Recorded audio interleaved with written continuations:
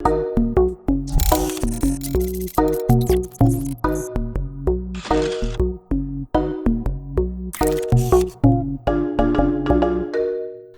merci d'être là.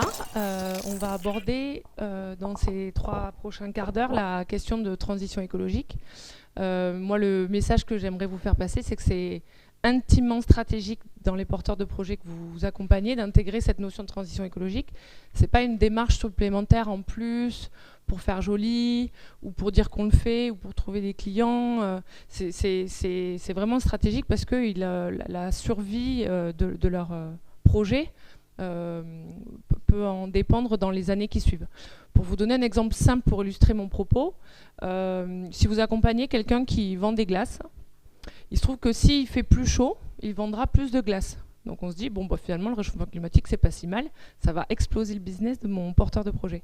Sauf que s'il fait trop chaud, les gens vont rester chez eux et vont pas sortir. Donc ils n'achèteront pas de glace. Et donc on voit comme finalement quelques degrés de météo va finalement complètement abîmer un business. À un niveau autre, la région Occitanie dans laquelle on est a un de ses secteurs majeurs, c'est le tourisme. Donc si on regarde les chiffres de l'année, la région Occitanie a eu plus de touristes que l'année dernière. Sauf que quand on regarde dans le détail, il y a des départements qui ont perdu, il y a des départements qui ont gagné. Donc tous les départements avec littoraux, les PO, l'Aude, etc., eux ont perdu du monde parce qu'en fait, il fait beaucoup trop chaud et les gens ne veulent plus aller dans des campings cramés l'été. Par contre, les départements qui ont gagné, c'est le Lot, l'Aveyron, la Lozère, où justement, il y fait plus frais. Et donc, les gens, finalement, projettent des vacances plus au frais qu'ailleurs. Donc, si on est un nouveau restaurant, un nouveau snack, un nouveau service d'aide, je ne sais pas, en tout cas une entreprise liée au tourisme dans ces départements-là, il est évident qu'il faut prévoir plutôt une baisse d'activité dans les prochaines années qu'une augmentation. Donc voilà un exemple, par exemple, avec simplement la hausse de la température, on voit bien que ça ne touche pas que les grandes entreprises, il ne faut pas imaginer que des scénarios catastrophes de type une vague qui renverse le département. Non, en fait, c'est par des petits détails, vous voyez que tous vos porteurs de projets peuvent être impactés par le changement climatique et la perte de biodiversité. Je reprends l'exemple de la glace. S'il fait un parfum d'un produit dont le prix va doubler parce qu'avec le changement climatique, il n'est plus produit, la vanille ou autre, vous voyez que du coup, il ne va plus pouvoir vendre de glace à la vanille si le prix de la vanille double de prix avec le changement climatique. Bon voilà, donc le vendeur de glace, je m'arrêterai là sur l'image, mais en tout cas, voilà, pour vous dire que on n'est pas sur une démarche qui fait joli sur le côté et qu'on peut prendre en compte plus tard dans la création de son entreprise. Au contraire, il faut dès le départ intégrer ces notions-là et se poser la question clairement de comment ça va vous impacter. Alors pour ça, en 3 quarts d'heure, clairement, je ne vais pas avoir le temps de vous donner une méthodologie claire et précise de comment accompagner le porteur de projet là-dessus. Il y a des formations qui existent, notamment une que je donne avec la BPI. Mais là, l'exercice qu'on m'a demandé, c'est justement essayer un peu de vous présenter, de prendre de la hauteur sur le sujet de la transition écologique et de voir la totalité des enjeux liés à ce sujet-là. Moi, j'ai une entreprise qui s'appelle Label Transition. On donne des formations, des ateliers de sensibilisation. Mais je suis aussi au conseil d'administration du Campus de la Transition, qui est une institution à côté de Paris qui réunit 80 enseignants-chercheurs de toutes les disciplines confondues et qui, eux, ont créé cette méthode que moi, je trouve géniale pour justement un peu ouvrir les horizons et donc comprendre qu'il n'y a pas que le sujet de la température ou que le sujet de la montée des eaux, mais voilà, en fait, juste comprendre de façon plus globale quels sont tous les enjeux liés à la transition écologique. Et donc, c'est ce qu'on va regarder ensemble dans les prochaines 45 minutes. Alors, donc, allô, ouais. Donc ça s'appelle les 6 portes et ça porte ce nom-là parce qu'il faut l'imaginer comme un parcours. On va dire que... alors, c'est la seule slide dans les 45 prochaines minutes, donc du coup, vous sentez pas obligé de tout lire maintenant, ça reste en fond tout le long. Donc j'ai fait ça pour que plutôt on discute ensemble. Donc voilà. Donc les 6 portes, il faut l'imaginer plutôt comme un parcours, c'est-à-dire que pour comprendre la totalité des enjeux, il faut avoir en tête un peu ces 6 univers. Ça ne veut pas dire qu'il y a un ordre, ça ne veut pas dire qu'il y en a une qui est plus importante que l'autre, ça veut dire que justement, il faut avoir en tête qu'il y a ces 6 univers-là. Moi, je l'imagine toujours comme un truc de DJ, là, où en fait, on touche les boutons. Et donc, en fait, il va y avoir il y a des profils psychologiques qui correspondent plus à certaines portes, d'autres moins. Et donc, peut-être que votre enjeu en tant qu'accompagnateur, ça va être de les aider justement à dire, bon, bah, toi, tu as ce curseur-là, cette porte-là bien en tête. OK, comment on travaille sur l'autre ? Et compléter en fait votre accompagnement ou votre discours sur la transition écologique en ayant en tête qu'il y a 6 univers, 6 portes différentes d'enjeux. Donc on va balayer ensemble les 6. Le premier, c'est donc Oikos, habiter un monde commun. Pour moi, ça c'est la porte de la connaissance et de la connaissance scientifique. C'est-à-dire que clairement, on ne peut pas s'attaquer à la transition écologique si on n'a pas clairement en tête de quoi il s'agit. Donc ça veut dire qu'il faut passer du temps à comprendre qu'est-ce que c'est que le changement climatique, qu'est-ce que c'est l'érosion de la biodiversité, qu'est-ce que c'est l'acidification des océans. Voilà. Et donc il y a des ateliers de 3 heures, comme par exemple la fresque du climat, qui sont des bonnes façons assez interactives, simples et ludiques de se lancer dans le sujet. On n'est pas obligé d'écouter 25 heures de MOOC, de scientifiques où on ne comprend rien. Donc voilà, mais ce qui est sûr, c'est que tout le monde pense un peu savoir le changement climatique. En vrai, on ne le connaît pas si bien.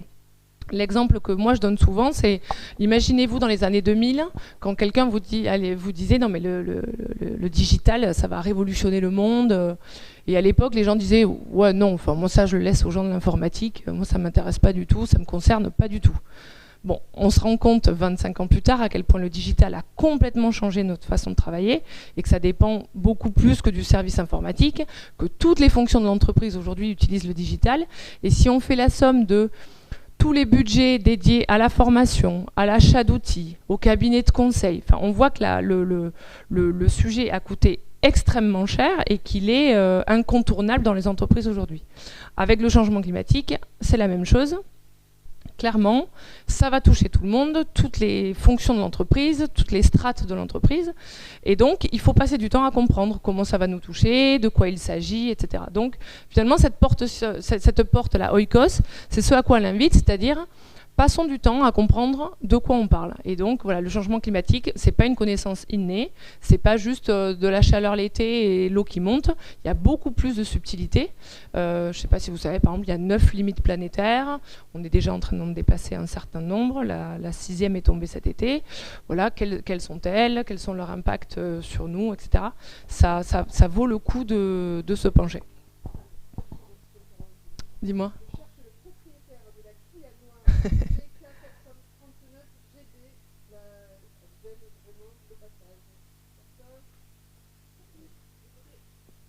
On dirait une tombola.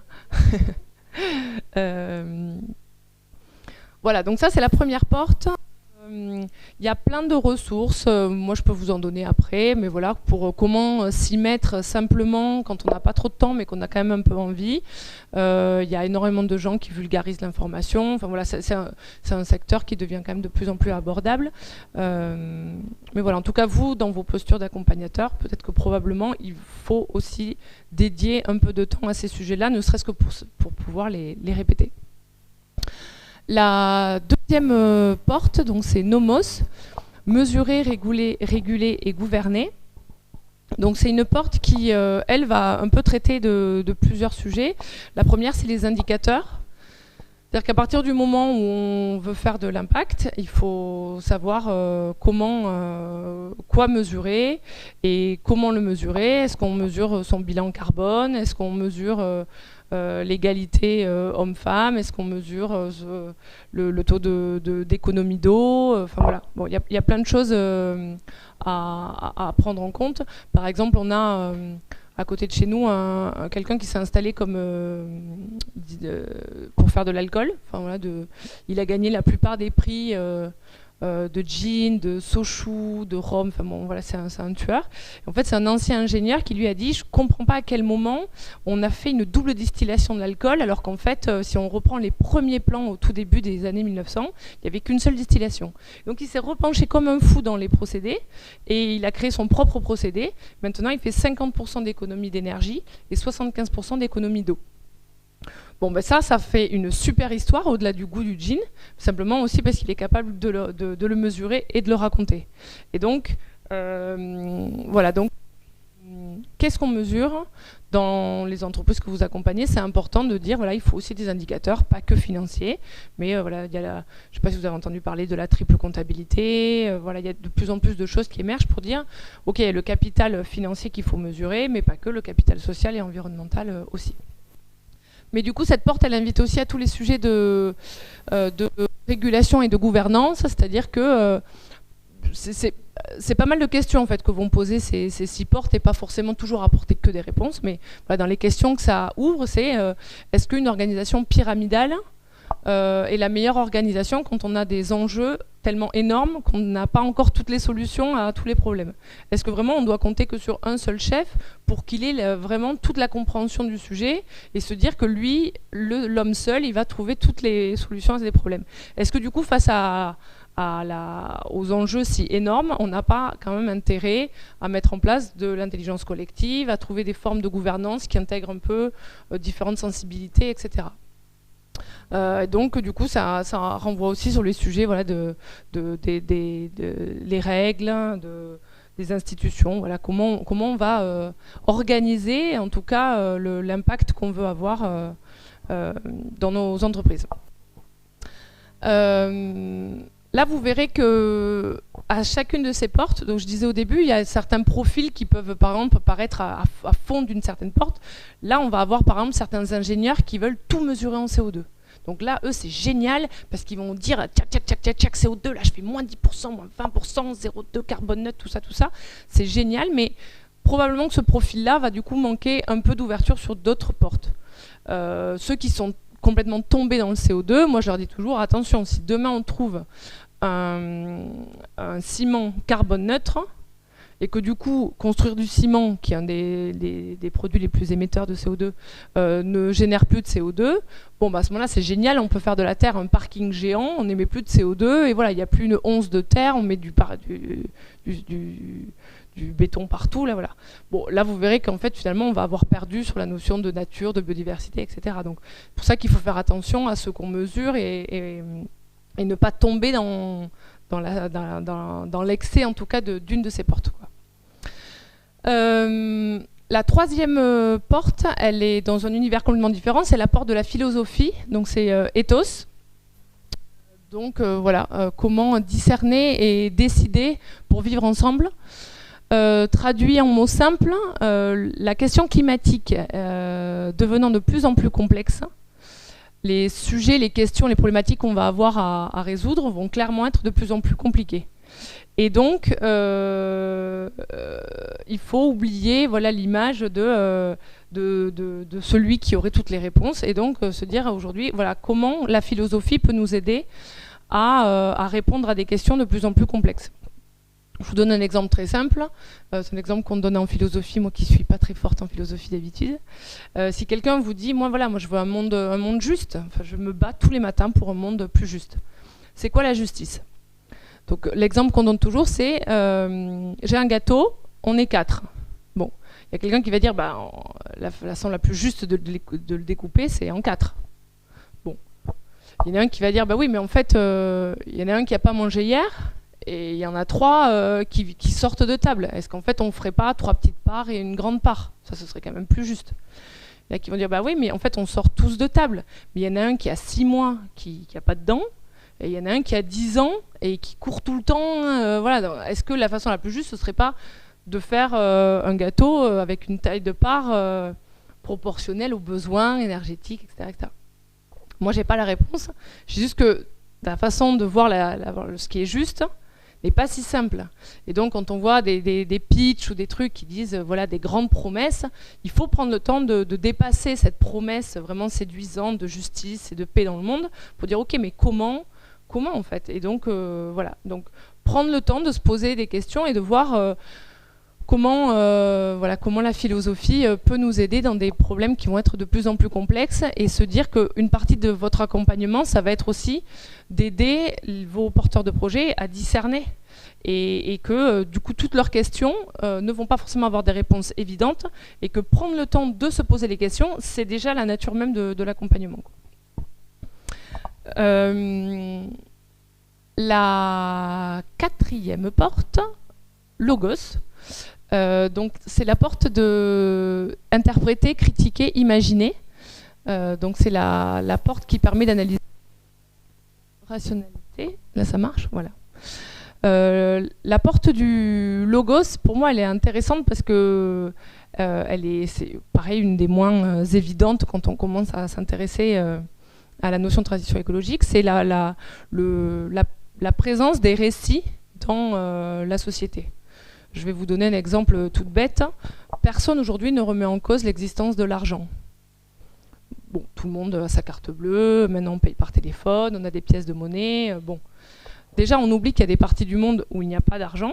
Moi, j'ai fait un grand voyage en 2019. J'étais dans une tribu amazonienne chez les Achuars. Clairement, il n'y a pas d'argent. Tu t'en un billet de 20 €. Le mec, il te dit, mais qu'est-ce que tu veux que je fasse avec un bout de papier? Tu veux que je te donne de la nourriture? Mais ça va pas, non, je la mange, moi, la nourriture. Donc, déjà, la notion d'argent, elle est quand même... elle n'existe pas dans certaines parties du monde. Et se dire que finalement, on s'est tous mis d'accord à un moment donné pour donner de la nourriture contre un bout de papier, bon, bah c'est quand même que ça fait partie d'un récit collectif qu'on a été tous d'accord d'appliquer, et que de génération en génération, on transmet. Et donc aujourd'hui, on ne remet plus en question certains récits collectifs qui fondent notre société. Et finalement, il y a plein de parties, de récits de société que la transition écologique invite à remettre en question. Par exemple, je regardais encore une vidéo de Lina là, sur Instagram qui met des vidéos anciennes. Et donc là, il demandait à des garçons en 1960 qu'est-ce qu'ils faisaient le samedi après-midi. Bon, et donc, ils citent jouer comment ça s'appelle, au baby-foot, il y en a qui vont pêcher, il y en a qui... Bon. Donc il y avait plein d'activités comme ça. On voit bien que finalement, aucune des activités n'aurait été citée en 2023, où on parle peut-être de faire des jeux vidéo, d'aller au centre commercial, etc. Donc finalement, il y a un récit collectif qui s'est créé ces dernières années, comme quoi la consommation était le propre du bonheur, que consommer nous rendait heureux. Donc ce lien, par exemple... alors dans la sphère, on va dire, des écolos, il est beaucoup traité, mais finalement, en dehors de cette sphère-là, pas tant que ça, puisqu'on a encore de plus en plus de marques et de produits qui sortent et qui sont quand même un peu hallucinants sous cet angle-là. Et donc, voilà, est-ce que... donc cette porte du Logos, c'est cette porte du récit collectif. Qu'est-ce qu'on veut créer? Vers quelle société on veut advenir? Alors, ça fait toujours plein de grandes questions, mais c'est plutôt des invitations au voyage, hein, ces questions-là. Voilà, donc vers quelle société on veut aller? Quelles sont les conditions du bonheur vers lequel on veut aller, et comment en fait créer une société ou un monde désirable. Et donc, quand vous avez ensuite un porteur de projet, c'est aussi l'inviter à dire, ok, ne parle pas forcément que de ton entreprise dans un mode de pensée actuel de consommation, chiffre d'affaires, etc. Mais toi, quel rôle vraiment tu te vois dans une société désirable? Où est-ce que tu veux aller? Et ça, ensuite, il faut le raconter. Et donc, en fait, c'est le pouvoir des mots. Et donc, c'est ensuite... donc tout le sujet des mots qui est abordé dans cette porte-là, c'est-à-dire, voilà, enfin, aujourd'hui, on faisait encore le test, si vous allez au cinéma, dès qu'on voit une publicité, on ne sait pas si c'est Total, si c'est EDF, si c'est Carrefour, parce que c'est tous les mêmes trucs, un monde meilleur, un monde demain, un monde ensemble. Bon, et à la fin, en vrai, on ne sait jamais sur pourquoi ça va être tombé. Donc il y a eu aussi une accaparation de certains mots par des grandes sociétés, ce qui les rend un peu creuses, mais voilà, c'est le principe du greenwashing. Mais si on met ça de côté, aujourd'hui, voilà, il faut arriver à comprendre pourquoi un entrepreneur va créer le produit, mais pas pourquoi à 2 ans ou pourquoi à 5 ans, mais pourquoi à 15 ans. Ce qui est un exercice encore plus difficile aujourd'hui de s'imaginer dans 15 ans, parce qu'on n'a vraiment à peu près aucune idée de ce qui va arriver. Mais donc voilà, donc cette porte Logos, c'est toute cette porte sur le choix des mots, Par exemple, on parle de la 6e extinction d'animaux. Moi, je trouve que le mot est finalement mal choisi parce qu'on a l'impression qu'on va marcher dans la rue et qu'en fait les oiseaux vont tomber. Extinction, quoi, bam, tous les oiseaux morts par terre et tout ça. Puis finalement, ça n'arrive pas et donc on se dit, il n'y a pas forcément vraiment une extinction. Sauf qu'en fait, l'extinction, c'est que les animaux se reproduisent de moins en moins. Vous avez une génération de 100 animaux, et puis la fois d'après, ils sont que 90, la fois d'après, ils sont que 60, etc. etc. Et donc, l'extinction, elle passe par ça. Et donc, finalement, soit dans les mots qu'on choisit, ils sont trop alarmistes et on ne nous prend plus au sérieux, soit au contraire, ils sont trop simplistes et on a l'impression qu'on ne prend pas en compte le sujet. Donc les métiers de communication, je les trouve passionnants parce qu'en fait, peut-être qu'il y aura moins besoin de publicité, peut-être qu'il y aura beaucoup plus besoin de communicants. En fait, le métier doit se réinventer et comment on accompagne ceux qui ont des choses à dire, comment on arrête de dire n'importe quoi, comment en fait il faut trouver la juste place des mots. Donc il y a à la fois beaucoup plus raconter, être factuel sur ce qu'on fait, sur par exemple Nomos, expliquer vraiment les mesures qu'on suit, expliquer les résultats qu'on a, et à la fois inscrire ces démarches-là dans un récit beaucoup plus global. Quand je parle aussi de cette porte, je parle souvent des quelques films que je sais citer sur l'avenir. Donc à peu près tous les films qui se passent en 2050, c'est New York qui meurt sous la grêle, sous le gel, sous le feu, sous les flammes, sous le déluge. Bon. Et donc, il y a un souci, c'est qu'en vrai, on n'arrive pas à se projeter en 2050 heureux sous contraintes climatiques. Alors qu'en vrai, moi, j'arrête pas de dire, avant, je prenais l'avion pour partir en vacances, maintenant, je fais de la randonnée et je pars en stop et en train. Bon, et pour moi, j'ai pas l'impression d'avoir renié un truc, d'avoir perdu. Non, c'est que dans mon récit propre, en fait, je suis aussi heureuse à marcher, à camper dans un lac que en fait, de faire un week-end à Barcelone en avion. Et donc, voilà, donc c'est tout ce travail-là sur quelle société désirable on veut avoir, et essayer de participer à ne pas tout voir sur le mode de contrainte, qui est finalement, en gros, voilà, y a la société de consommation nous dit qu'on est plus heureux si on prend un avion pour faire un week-end à Barcelone. Mais en fait, bon, bah, peut-être que c'est ce récit-là collectif qu'il faut retravailler. Donc voilà, une vaste page de sujets, mais en tout cas, Logos, elle est intéressante parce que du très court terme au très long terme, c'est qu'est-ce que le désirable et quelle société on veut voir advenir et comment les mots, le récit, l'imaginaire, les rationalités interviennent avec ça.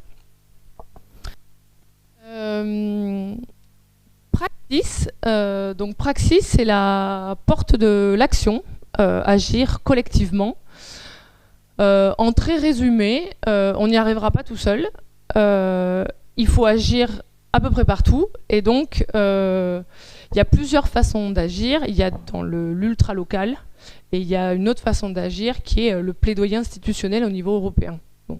Est-ce qu'il y en a un des deux qui est meilleur? En fait, non. Il va probablement falloir faire les deux. Ensuite, est-ce qu'en fonction de nos personnalités, on est meilleur dans un champ que dans l'autre? C'est un peu cette question que cette porte questionne. Donc, en fait, quand on aborde Praxis, c'est de dire, ok, bah, toi, est-ce que c'est justement un produit local que tu veux développer? Est-ce qu'au contraire, c'est un produit d'envergure nationale pour, je pense à un produit agroalimentaire? Est-ce qu'en fait, tu veux être distribué dans tous les Leclerc pour être accessible à tout le monde? Est-ce qu'au contraire, tu veux que les gens viennent plus au marché du coin parce que finalement, ils n'y viennent pas alors que ton produit, il est super? Et donc, voilà, ça va être aider à réfléchir et du coup à aider à ne pas à ce que les autres ne culpabilisent pas de ne pas faire ce qu'ils ne font pas.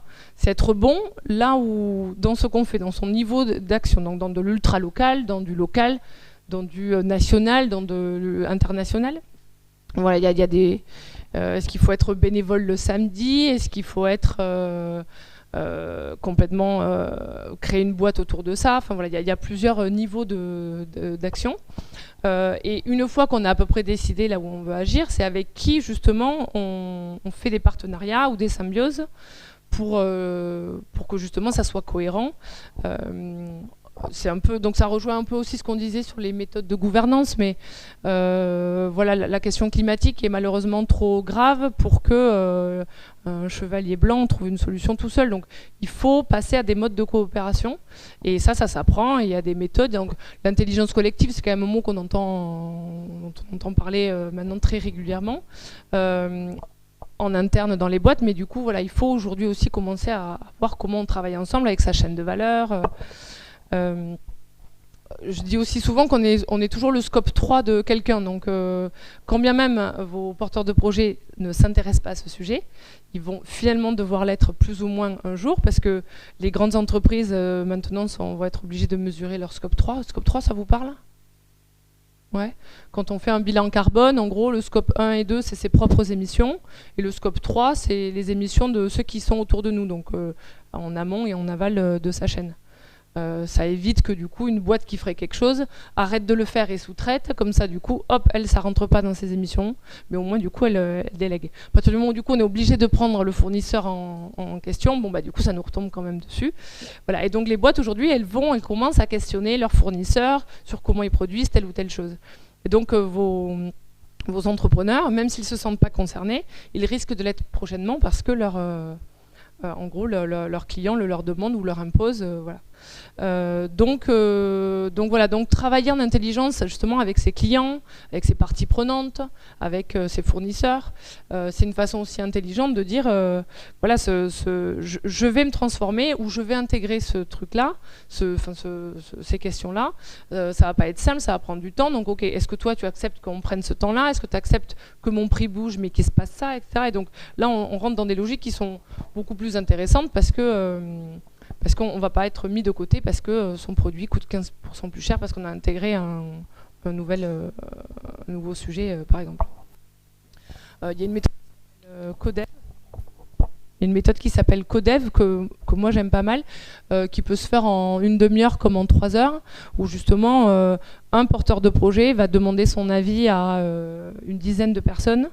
Et c'est une méthode hyper intéressante, on pourra en parler plus tard, pour justement maximiser la connaissance de ces parties prenantes, leur niveau d'implication, etc. Et donc, c'est des ateliers d'intelligence collective qui sont très intéressants pour créer une dynamique, en tout cas avec ces parties prenantes, quoi. Voilà, donc ça c'est la porte Praxis. Et la porte Dynamis, alors c'est celle qui fait le plus peur quand on aborde cette porte en entreprise, mais elle est aussi assez intéressante. Donc c'est la porte de la reconnexion à soi, aux autres et à la nature. En gros, c'est un peu la porte de la gestion des émotions. Je ne sais pas ce que vous m'en direz, mais moi j'ai un moment, je crois que ça devait être en 2020, j'avais plus d'amis profs de yoga que d'élèves de yoga. Donc il y a eu un moment, un engouement où en fait tout le monde quittait la grande entreprise pour devenir prof de yoga. Ensuite, j'ai eu l'année suivante, tous ceux qui faisaient des burn-out devenaient coach de vie. Je dis, bon, il y a peut-être un petit moment où il faut, avant de donner des conseils, peut-être remets-toi de ton burn-out et peut-être applique-toi tes propres conseils avant de forcément vendre le fait que tu les donnes aux autres. Mais donc il y a eu des trucs comme ça où il y a eu des grands écarts selon moi, où en fait voilà, les gens réalisaient que leur mode de vie n'allait pas, qu'ils étaient beaucoup trop sous stress, sous pression, etc. Et qu'il fallait absolument embrasser les arbres, tout quitter. Voilà, bon. Après, je ne suis pas experte du secteur du bien-être, mais je crois quand même qu'il y a beaucoup de profs de yoga aujourd'hui. Et donc, voilà, peut-être que ces gens-là, il fallait leur dire, ok, c'est bien, ta démarche, c'est une porte. Mais il y en a 6, il y en a 5 autres. Et donc, comment tu équilibres ce besoin de reconnexion à la nature, à tes émotions, avec aussi d'autres prises de conscience ou d'autres choses. Et donc, peut-être que continuer à faire ton métier, mais en intégrant un peu plus les autres portes, est tout aussi nécessaire que de tout bazarder et de devenir prof de yoga. En fait, on va globalement avoir besoin de transformer tous les secteurs de l'industrie, tous les services, l'agriculture, etc. Donc on a finalement autant besoin de gens qui quittent le système que de gens qui le transforment de l'intérieur. Et pour le transformer de l'intérieur, c'est sûr qu'il va falloir changer les modèles et donc probablement intégrer ces notions de reconnexion à la nature. Mais les boîtes qui proposent des heures de yoga à leurs salariés, moi, ma lecture, c'est qu'au final, ils ne leur offrent pas du développement personnel, ils leur offrent un sas de décompression pour être plus efficace le reste du temps dans l'entreprise.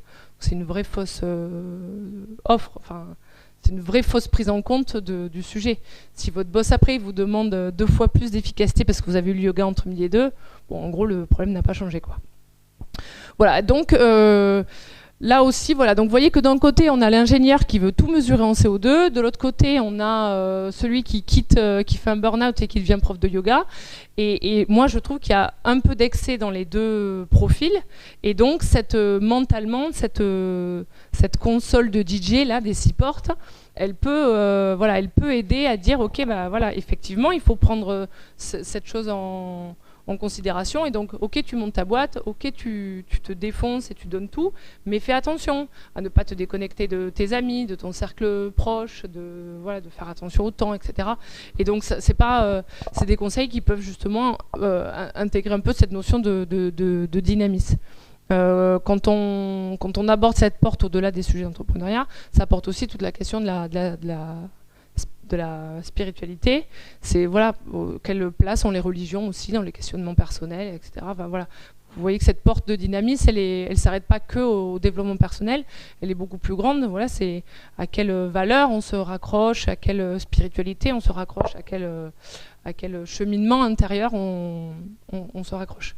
Et donc ça, c'est aussi important de faire une place à ces questions-là quand on aborde de façon générale la transition écologique. Donc voilà un peu le panel de sujets que moi je trouve important à aborder. J'ai l'habitude de continuer par dialoguer un peu avec vous en commençant par un exercice, c'est-à-dire que je vais vous poser 2 questions. La première, c'est vers quelle porte vous vous sentez vous aujourd'hui le plus proche ou la plus proche? Est-ce qu'il y en a une qui vous interroge un peu plus particulièrement? On va faire à bras levés, comme ça c'est un peu plus simple. Donc on reprend. Oikos, c'est la porte de la connaissance scientifique. Nomos, la porte de la mesure et de la gouvernance.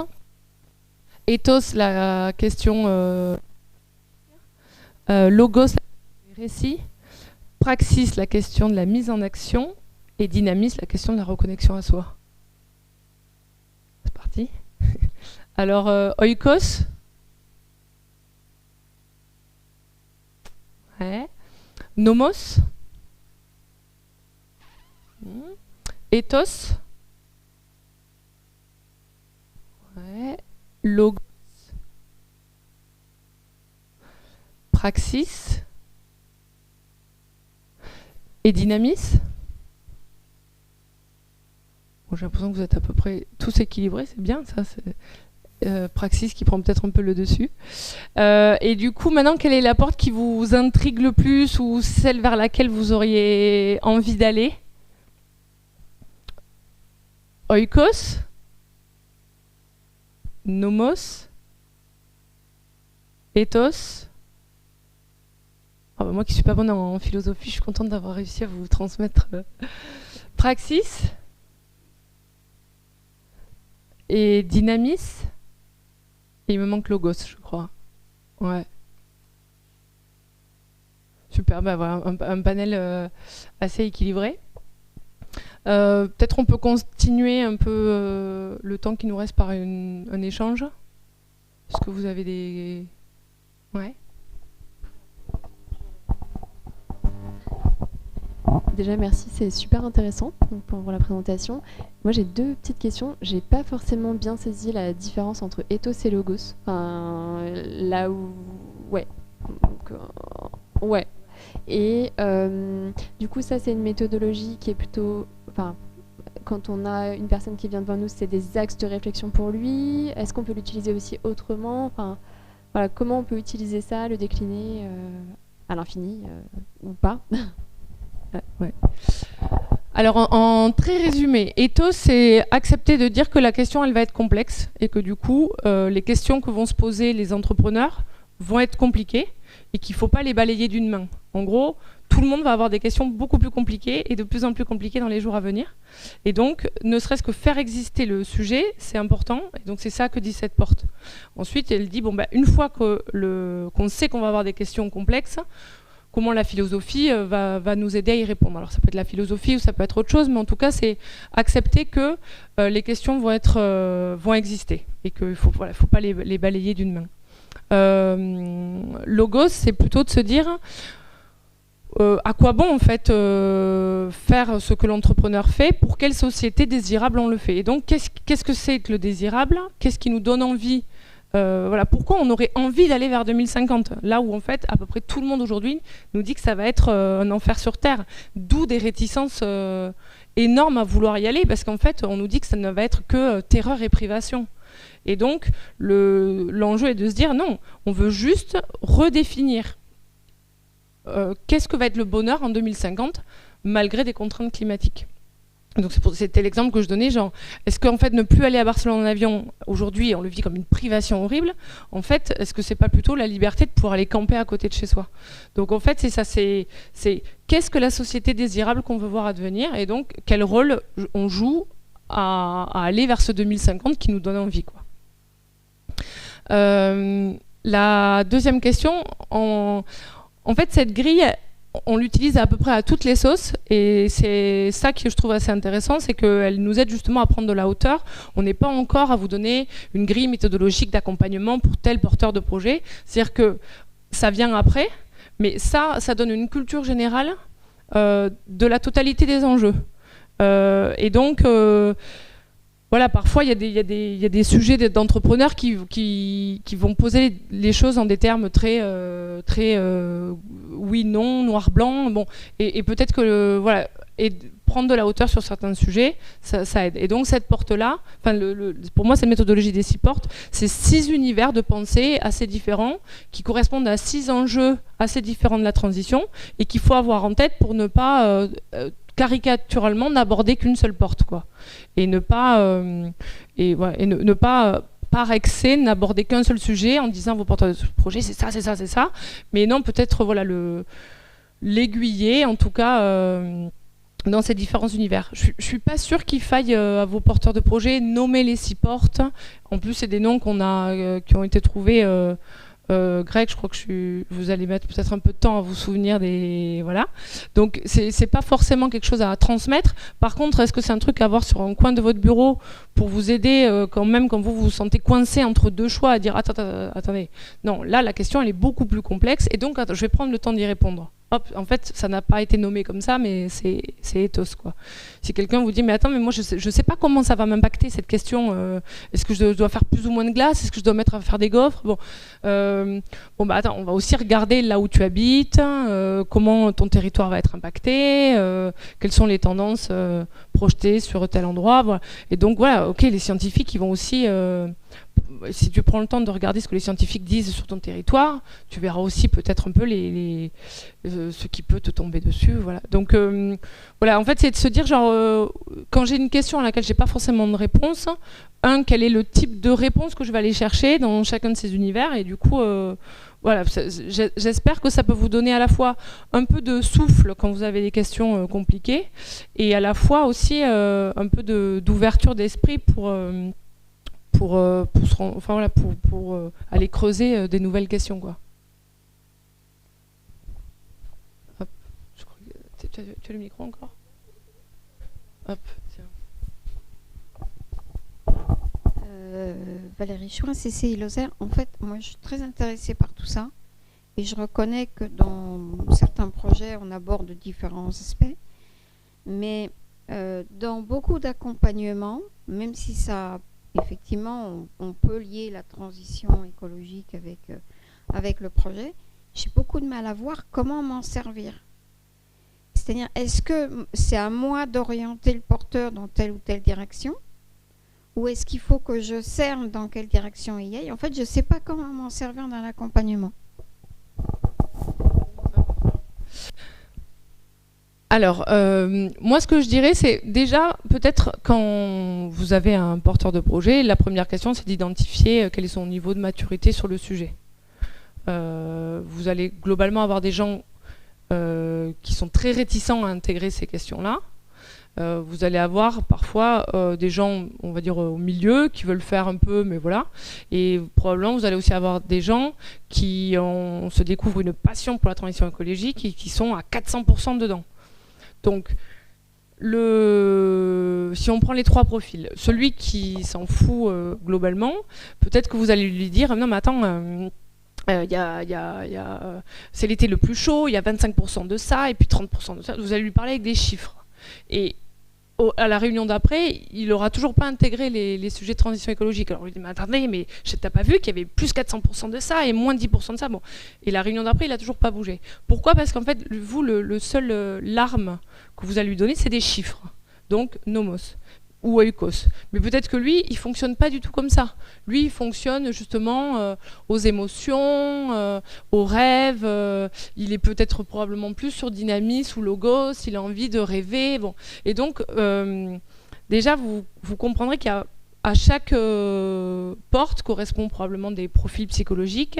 Et que donc, vous, si vous essayez de convaincre quelqu'un avec un vocabulaire propre à une porte qui n'est pas la sienne, vous tomberez systématiquement à côté. Donc ça peut aussi vous aider à dire, ok, en fait, lui, je comprends, il réagit plus à tels enjeux, et donc je vais aller plutôt l'intéresser par ces sujets-là, quoi. Et ensuite, une fois que vous avez intéressé un porteur de sujet sur, par exemple, sur sa gouvernance interne, par exemple, donc les indicateurs qu'il doit mettre en place, etc., il va avoir un flyer à rédiger et où il va y avoir une plaquette à faire. Et peut-être que du coup, là, il faudra un peu plus penser à la porte logos en disant ok, mais peut-être parle un peu plus de pourquoi tu fais ça, de quel rôle tu veux jouer dans un futur désirable. Est-ce que vraiment ton produit, il sert à quelque chose? Est-ce que vraiment... Enfin voilà, est-ce qu'en fait il est utile ton projet? Est-ce que tu vas pas au casse-pipe parce qu'il sert à rien? Enfin, bon. Et donc voilà, ça peut aussi vous aider à accompagner mieux des porteurs de projets déjà investis parce que vous allez pouvoir leur poser plus de questions, quoi. Est-ce que ça vous... Ouais.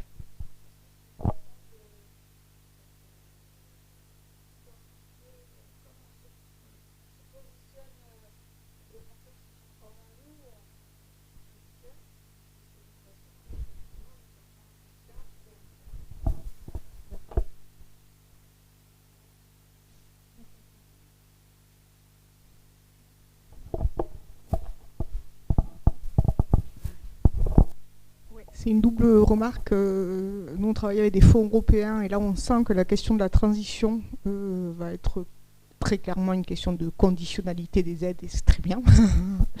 Voilà, donc du coup, nous, en tant que structure d'accompagnement, on se pose la question sur comment on traduit ça. Enfin, est-ce qu'on prend que les projets irréprochables d'un point de vue de la transition? Non, bien sûr que non, parce qu'il faut accompagner le changement, mais c'est clair qu'on va avoir... ces questions à se poser là, et en tant que structure, pour le coup, qui pourrait s'appliquer ça, avant de l'appliquer aux autres, moi j'ai une question, on est une association, mais on est une structure d'accompagnement, peu importe, de services. Donc, voilà. Et moi, quand je m'occupe d'impact social, et sur le volet environnemental, autant social et économique, je vois tout ce qu'on peut faire. Sur le volet environnemental, et qu'on en parle un peu en équipe, on dit, ok, bon... on fait un peu moins de déplacements, on fait un peu de visio, on est en télétravail, on n'utilise pas d'eau, on a un impact relativement faible, si ce n'est sur les aspects numériques. Mais moi, je suis persuadée qu'on a sans doute plein de trucs à faire, mais j'ai du mal à identifier quoi. Donc est-ce que sur des entreprises de services, vous avez des exemples sur le volet environnemental de super chouettes trucs qui pourraient être faits?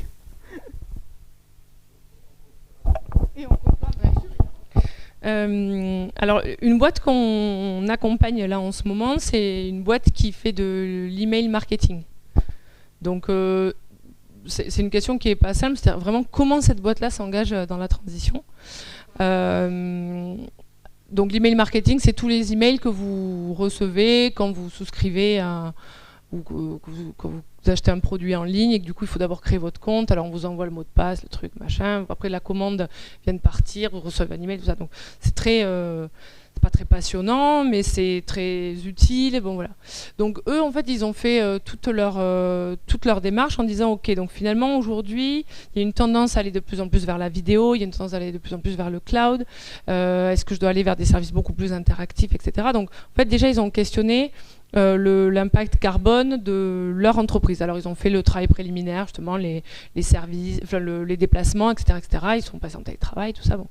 Après, donc, ils ont regardé leurs produits. Donc finalement, ils ont conclu que finalement, l'email était finalement la solution la plus bas carbone de communication actuelle. Et que donc, ils n'avaient pas forcément intérêt à transformer fondamentalement leurs produits.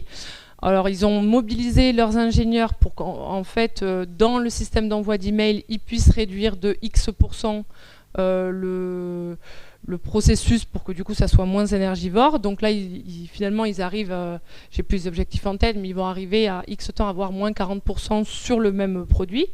Et ensuite, du coup, ils vont pas faire la course à l'échalote pour aller vers des nouveaux produits qui sont plus énergivores, mais au contraire, utiliser leur pouvoir de communication pour remettre au goût du jour que l'email est le système le plus bas carbone. Là-dessus, ils se disent, nous, on a envie de communiquer, mais on n'a pas envie de communiquer pour des mauvaises boîtes. Même si on est bas carbone, on n'a pas envie d'être le service bas carbone de mauvais services. Donc, ils sont en train ils ont fait un programme à 5 ans de sélection de leurs clients. La première année, ils ont enlevé 25% de leurs clients. Et comme ça, ils veulent transformer, en gros, en disant genre, OK, soit cas numéro 1, la boîte ne veut pas transformer ses produits, j'arrête de travailler avec elle. Et donc, sous 3 ans, j'arrête de travailler avec elle. Soit justement, elle veut transformer ce qu'elle fait. Nous, on devient leur partenaire transformation. Et donc, du coup, on patiente avec eux le temps qu'ils se transforment et on crée un écosystème. Et 3, on va aller chercher des gens, finalement, dont on a envie qu'ils réussissent leur communication, c'est-à-dire des petites boîtes à impact, des associations, etc. Donc, en fait, leur démarchage commercial, ils le mettent complètement sous une autre formule. Donc, ils changent leur modèle économique pour avoir finalement des plus petits clients, mais avoir un effet volume, donc toutes les petites associations, etc. etc. Et donc, c'est un travail de fond qu'on a fait avec eux, mais finalement, eux, sur de l'email marketing, ils disent, OK, on va être, 1, la référence du digital bas carbone, et 2, du coup, vu qu'on va être très efficace, on va offrir notre service qu'à certaines boîtes. Bon, c'est un exemple, mais en tout cas, il y a certains choix assez radicaux de leur part.